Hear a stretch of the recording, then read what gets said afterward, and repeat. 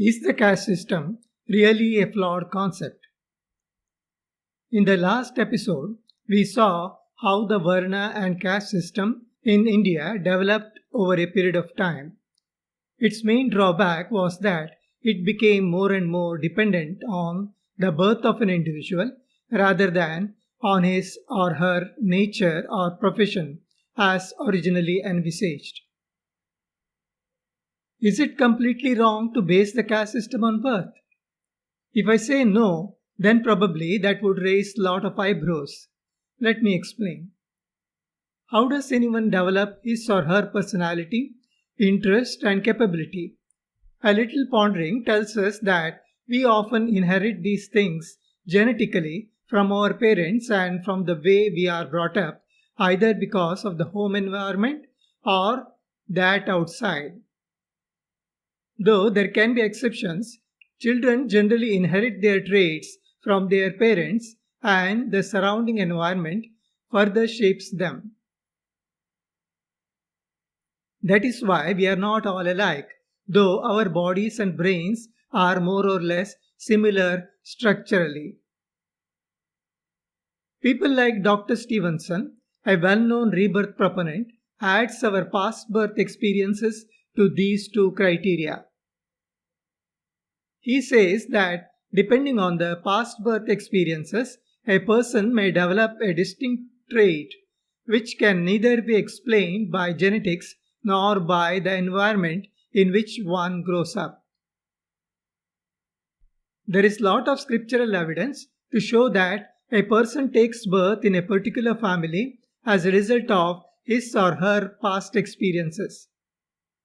A specific family conducive to furthering one's interests is chosen when one takes rebirth. For example, Krishna says that a yogi who dies before accomplishing his ultimate goal would take rebirth in a family where necessary environment exists for making further progress. Leaving aside this rebirth criteria, which can be debatable, the first two criteria, namely genetic inheritance and home environment, cannot be completely ruled out while shaping one's personality. And it is this personality which would ultimately decide the varna or jati of a person. So, it is natural that birth becomes one of the criteria in deciding the varna or jati of an individual. But the ancient Indian scriptures never say that birth is the only criterion. They say that birth is one of the criteria, but it is neither the essential nor the sufficient criterion. The ancient lawmaker Manu is very clear about this. There are many places where Manu warns that one loses his caste or varna if he does not live the way a person of that caste or varna is supposed to live. This in spite of the fact that such a person is born in that caste. Just the birth alone does not guarantee the caste of an individual. Manu says that a Brahmin or a Kshatriya or a Vaishya ceases to be that if he does not undertake schooling at the prescribed age. Further, if one violates the rules governing his caste, even in that case, he loses his caste. For example, a Brahmin who is supposed to dedicate himself to acquisition and dissemination of knowledge resorts to trade or agriculture like a Vaishya. Such a Brahmin would indeed become a Vaishya. So, mere birth does not guarantee anything. If at all, it provides the prerequisites in some cases.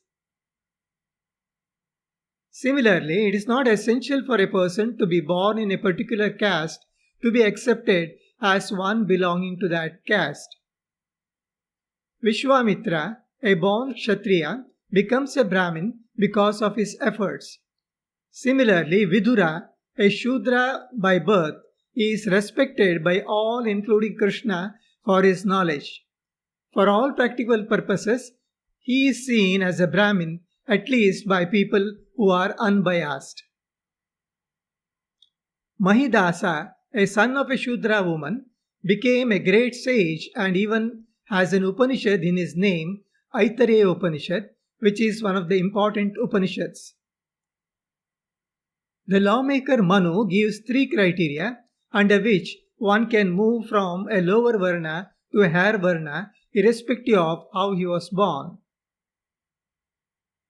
If someone is born to a great man and is also brought up under the environment set up by such a person, then irrespective of the Varna of the mother, one gets the Varna of the father. The great sage Vyasa, who was born to Brahmin Parashara and fisherwoman Satyavati, is just one example. Vyasa was considered to be a Brahmin like his father. There were many great Brahmins who were born to non-Brahmin mothers. In fact, most sages married Kshatriya girls, but still their progeny was considered to be Brahmins. The interesting case was Parashurama, whose mother Renuka was a Kshatriya. Parashurama was considered to be a Brahmin because of his Brahmin father Jamadagni. At the same time, Vishwamitra, maternal cousin of Parashurama, was considered to be a Kshatriya since his father was a king. Vishwamitra later became a Brahmin after undertaking lot of austerities. So, as Manu puts it, one can upgrade his Varna by his individual efforts irrespective of his birth. Manu also gives a third criterion under which one can either upgrade or degrade his Varna or Jati. This sounds more like genetic modification over generations. Manu says that if one intermarries in a specific way for 7 generations, the progeny born after 7 generations can be either upgraded or downgraded in the Varna. For example, if a Brahmin marries a non-Brahmin woman and the daughter born to them marries a Brahmin, and if this mixing continues, that is, daughter marrying another Brahmin, for 7 generations, the progeny born from 7th generation would become Brahmins. It is as if there is a continuous modification of the genetic material. The very same process can work the other way too, and one could lower his Varna. This shows that the ancient Indians were aware of the role played by genetics and how they get inherited. Also, they seem to consider 7 generations to be sufficient to complete the process. This 7th generation also becomes important when Manu says that cousins should not intermarry if they are related for past 7 generations, either from father's or mother's side. We know today that marriages between close cousins can lead to genetically induced abnormalities. But why 7 generations? Did Manu know something more than what we do?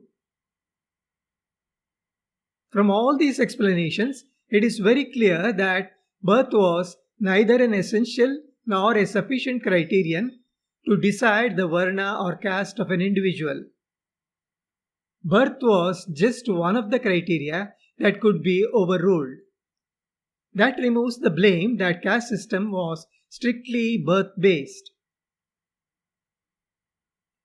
Is there anything good in the caste system? Definitely there is.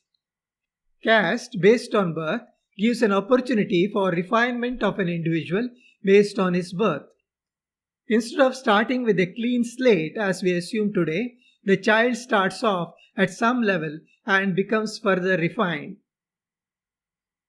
I personally believe that most of the great achievements that were attained by ancient Indian society, be it in sculpture, architecture, fine arts, crafts, and so on, have a lot to do with caste based on birth. Not everything can be learned from schools as we now tend to think. I know that many may not like this statement. But if you ponder a bit without bias, you will agree with me. At the same time, caste by birth can also be a tool to oppress an individual by people who want to misuse religious scriptures for their selfish goals. But as I have explained earlier, religious scriptures are quite flexible, and it is only improper understanding or willful distortion of them is what made the caste system a draconian system. If at all someone is bent on blaming the caste system for all the ills of the Indian society, I can only concede that it was an excellent system but prone to misuse. Any system that is prone to misuse needs rethinking.